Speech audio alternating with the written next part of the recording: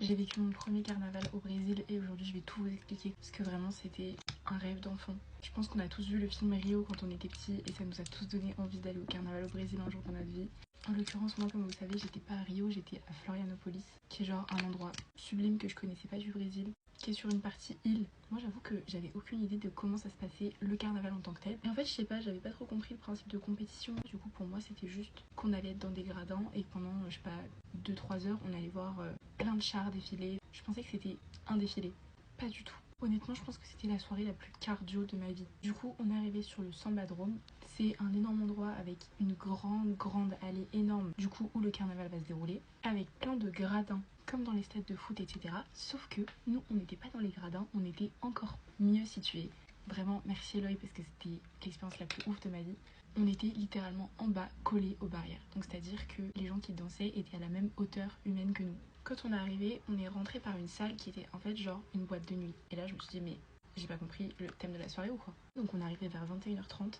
Il y a 6 écoles de samba qui s'affrontent. Donc, c'est-à-dire qu'il y a 6 écoles différentes qui, pendant plusieurs semaines, mois, ont préparé leur défilé. Et en fonction des écoles, ils ont créé une musique avec les percussions, etc. Ils ont créé et articulé toute l'organisation du défilé, les danses, les costumes, le thème. Elles vont défiler pendant 1 heure chacune sur le Sambadrome, donc l'espèce de grande allée, chacune leur tour pendant 1 heure. Donc déjà, imaginez le cardio que c'est, parce qu'au Brésil, il fait quand même très chaud. Comme c'est étendu comme ça, nous on était là, il y a des gens qui sont au tout début. Donc ces personnes-là, elles font la même danse sur 1 heure comme ça.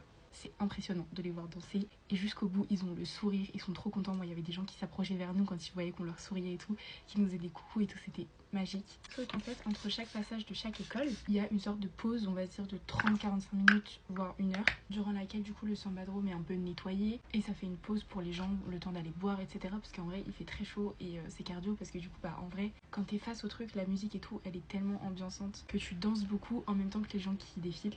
Surtout quand t'es au premier rang comme nous, genre nous on était vraiment plongés dans l'ambiance du truc.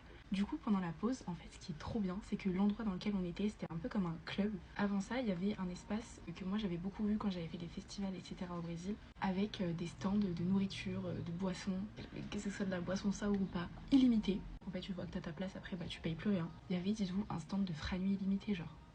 Et du coup, entre chaque pause, on allait à l'intérieur, on allait boire ou manger un petit truc. Et après, on retournait dans l'espace un peu boîte de nuit, où du coup, à l'intérieur, il y avait aussi un DJ set, il y avait des musiciens et tout. Et là, c'était en mode vraiment ambiance club, genre boîte de nuit. Et du coup, clairement, on enchaînait. On est à l'intérieur de la boîte, on danse, etc. Et puis d'un coup, on se rappelle qu'il y a le prochain défilé qui va arriver. Du coup, on court vers l'extérieur pour avoir une bonne place et bien voir le défilé. Et après, on re-rentre à l'intérieur. Et en fait, ça dure genre jusqu'à 6h du mat. Je vous jure que c'est